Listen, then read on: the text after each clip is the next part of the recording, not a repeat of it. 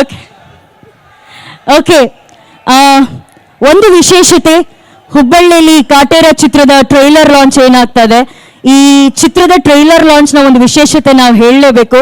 ಸಹಜವಾಗಿ ನೀವು ನೋಡಿರ್ತೀರಾ ಎಲ್ಲಾ ಸಿನಿಮಾಗಳ ಟ್ರೈಲರ್ ಲಾಂಚ್ ಇವೆಂಟ್ ಅಂತ ಬಂದಾಗ ಯೂಟ್ಯೂಬ್ ಅಲ್ಲಿ ಒಂದು 5 ಗಂಟೆಗೆ 6 ಗಂಟೆಗೆನೆ ಟ್ರೈಲರ್ ಲಾಂಚ್ ಆಗಿರುತ್ತೆ. ಆದರೆ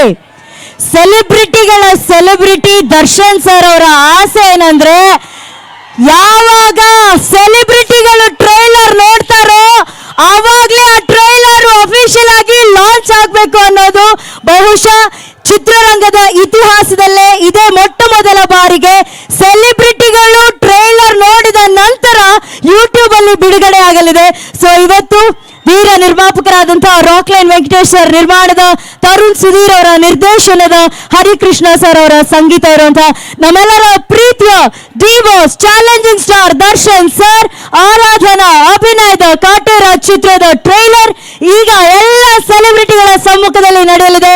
ಇದನ್ನ ಮಾಡ್ತಾ ಇರೋದು ನಮ್ಮೆಲ್ಲರ ಹೆಮ್ಮೆಯ ಮಾನ್ಯ ಮುಖ್ಯಮಂತ್ರಿಗಳು ಶ್ರೀಯುತ ಸಿದ್ದರಾಮಯ್ಯ ಸರ್ ಅವರು. Sir, Kaatera trailer all the best ಅಂತ ನೀವು ಹೇಳ್ಬಿಟ್ರೆ.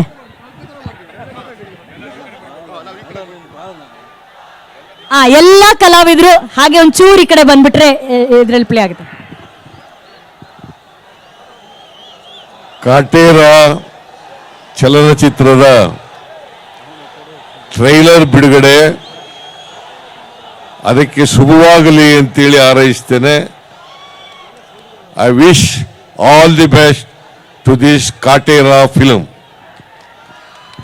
Thank you so much sir. Hubli ಬರ್ಲಿ ಟ್ರೈಲರ್.